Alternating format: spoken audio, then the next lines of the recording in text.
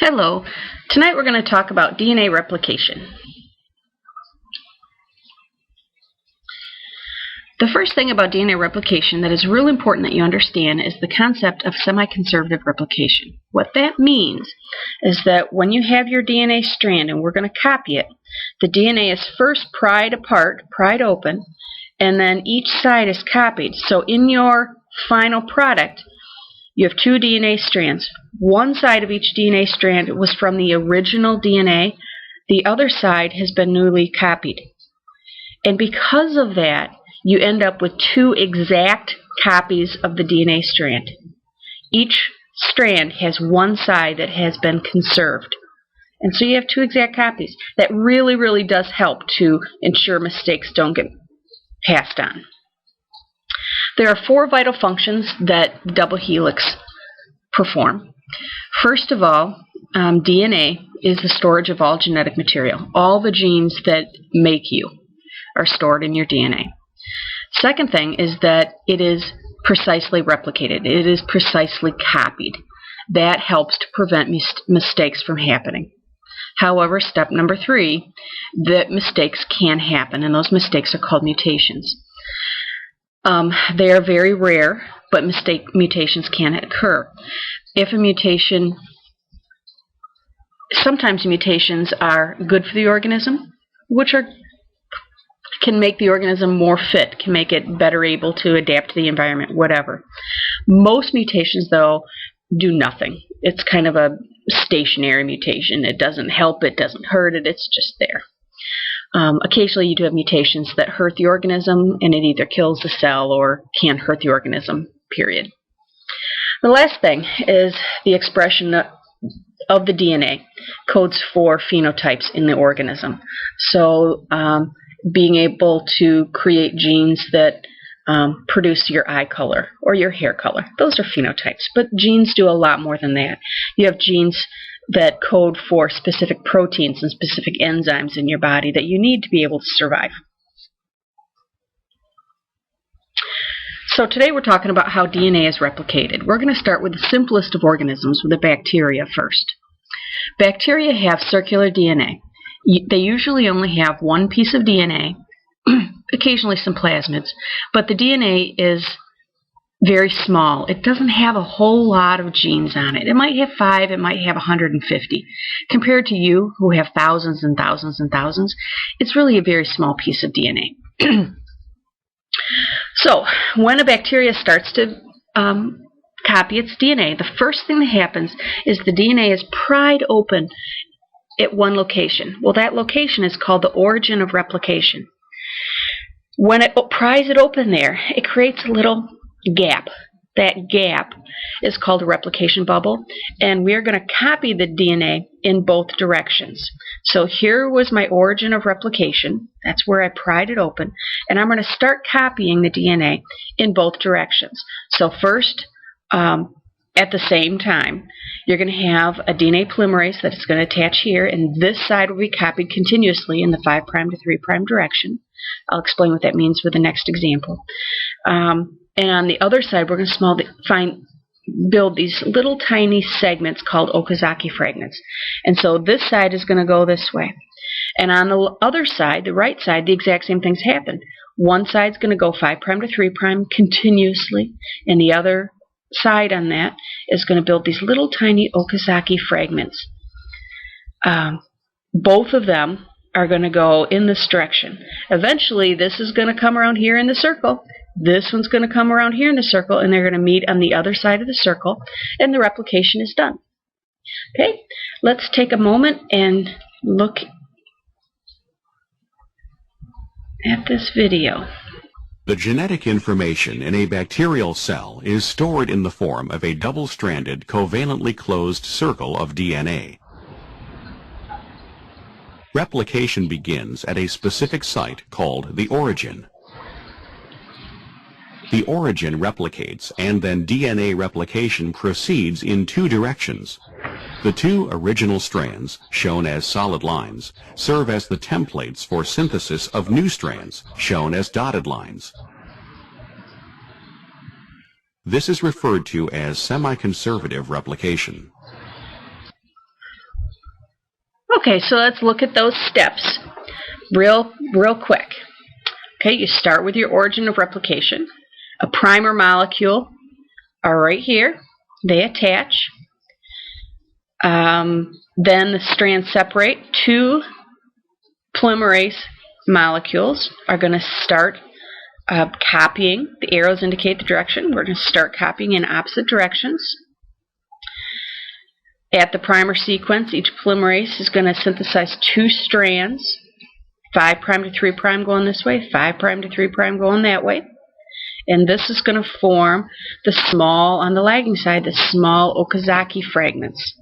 Okay, the reason it does this is because on the top side, it has to build at 3' to 5'.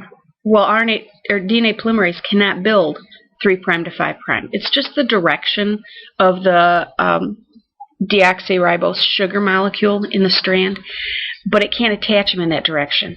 And so it has to build these little tiny short segments going 5' to 3' in the opposite direction. Okay, now let's read this one. It says, in actuality, a loop forms in the lagging strand so that the portion of the lagging strand undergoing replication is oriented in the same direction as the leading strand. This allows the polymerase complex to move along the strand in the 5' to 3' direction. So it's just going to make a little loop here so that it does it just like the other one. But it has to make short segments because it's going to run into a piece that was already built. Okay, so some of the terminology that I mentioned as I was describing that are leading strand and lagging strand. The leading strand is the side that copies straight, 5' to 3'. The lagging strand is the other side, which has to go 3 to 5, but it can't do that, so it has to form those little tiny short segments called Okazaki segments, Okazaki fragments. So, in a human, let's look at a more complex process. First thing that happens is DNA helicase unzips and unwinds the DNA at the replication fork. Did you notice on the previous one there wasn't a DNA helicase? Because there wasn't. Now there is. Then an RNA primer is going to be attached by an enzyme called primase. If the word ends in ASE, it is an enzyme. So primase attaches an RNA primer to the DNA. It's only 10 nucleotides long, so it's not very big, but it creates a position that DNA polymerase can then attach to. DNA polymerase just can't come up to the DNA and attach.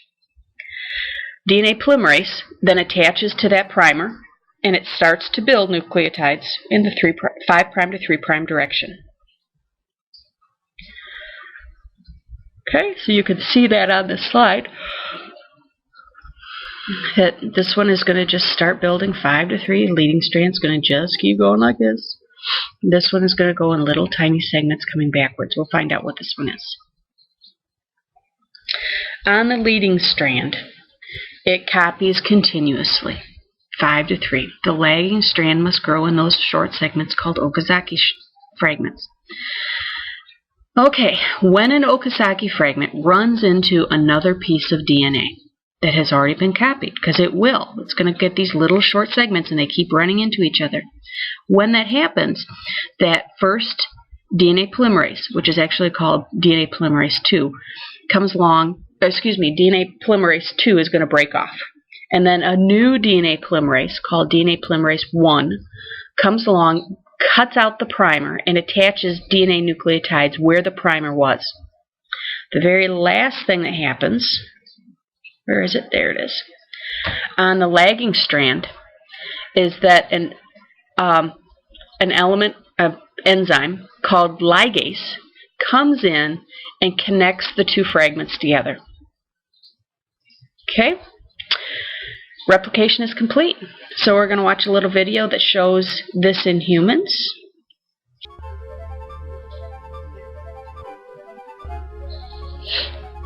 When DNA replicates, its strands are separated by the enzyme helicase.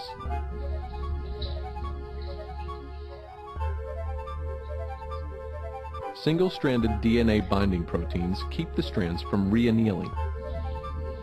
That means re-twisting back up. One DNA strand encodes the leading strand, which forms from its 5' to its 3' end, using DNA polymerase III. No problem here, but the lagging strand presents problems. It has to form from 5' to 3' too. It forms in pieces called Okazaki fragments.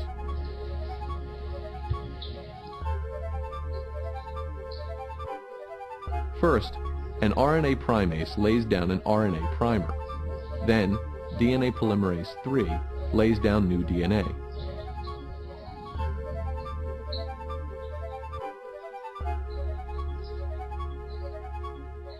The process repeats again and again.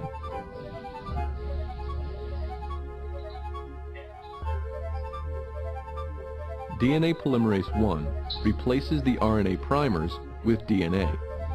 Finally, DNA ligase links the Okazaki fragment.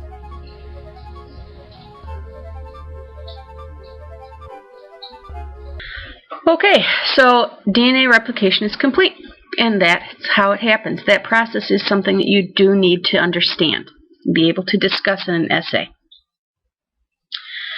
Like I mentioned, mistakes, mutations can happen. Okay, the first thing that happens, the first way that mistakes can be fixed is by DNA polymerase itself. When building the DNA, it checks to make sure that it attaches the correct nucleotide. Okay, that's called proofreading. That's a real important term right there, proofreading. It fixes most of the mistakes that it makes. Okay, not all of them. Then you also have proteins in your body called mismatch repair proteins, which come along behind the replication. And they check the DNA and make sure that nothing has been mismatched. So adenine is attached to thymine, cytosine is attached to guanine, and so on and so forth. It makes sure that everything is the way it's supposed to be.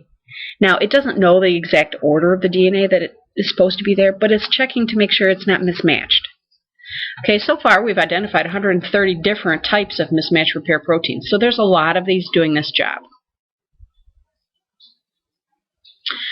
If a mistake is found, an enzyme called nuclease comes in, cuts out the damaged nucleotide, and then a DNA polymerase comes in, attaches a new one, ligase comes in and glues the sections together again, and the DNA is fixed. So that's pretty cool. There are other types of mistakes which we'll talk about in another lecture. Those don't get fixed.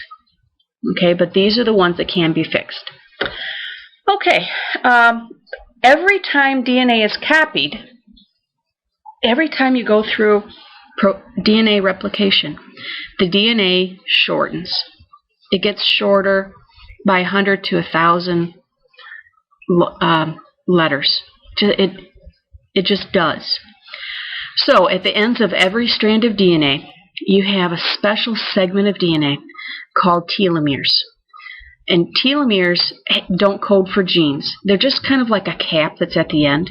And so the telomeres are actually what are getting shorter and shorter and shorter.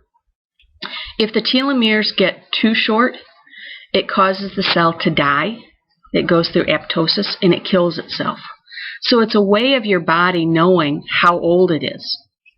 I think that's fascinating, that the body already knows how many times the cells have copied themselves and how old they are. The only cells in your body that have a way of fixing telomeres are your stem cells. Stem cells have an enzyme called telomerase, which rebuilds telomeres. So that's why scientists use stem cells when they're trying to do research, because those cells live forever. Okay, the segment of those telomeres, it's always a TTA, GGG, TTA, GGG, so on and so on and so on, thousands long. Okay? Like I said, telomeres protect the organism from copying too many times. When they're lost, the cell dies.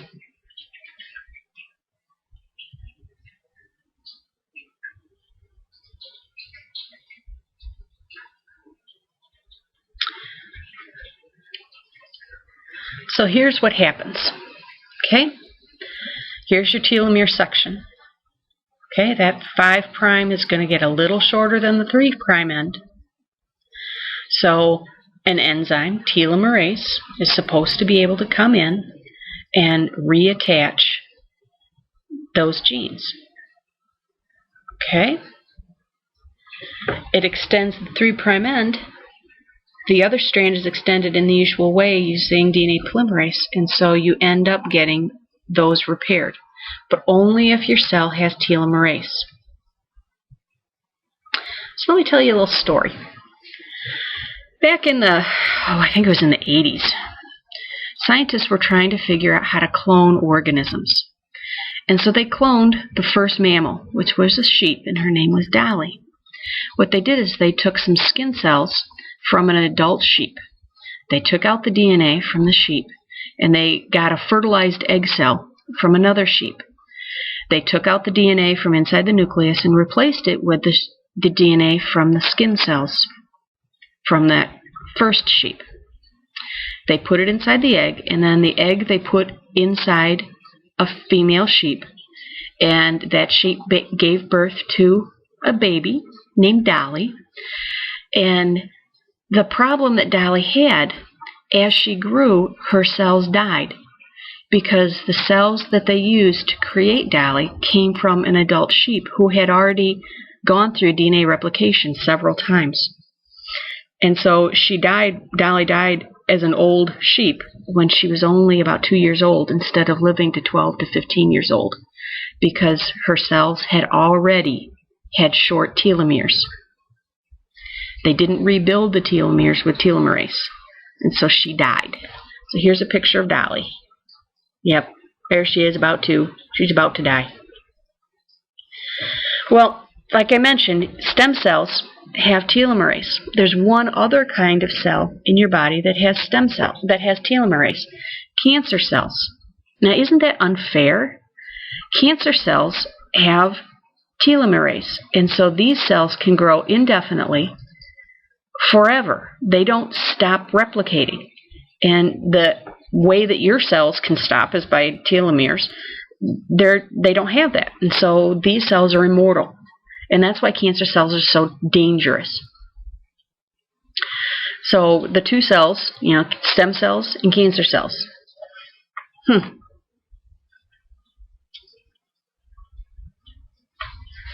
So tonight what I would like you to do is write an essay, and I want you to describe to me the process of DNA replication in a human, not bacteria. I want human DNA replication. Okay? That's your homework. Have a nice night.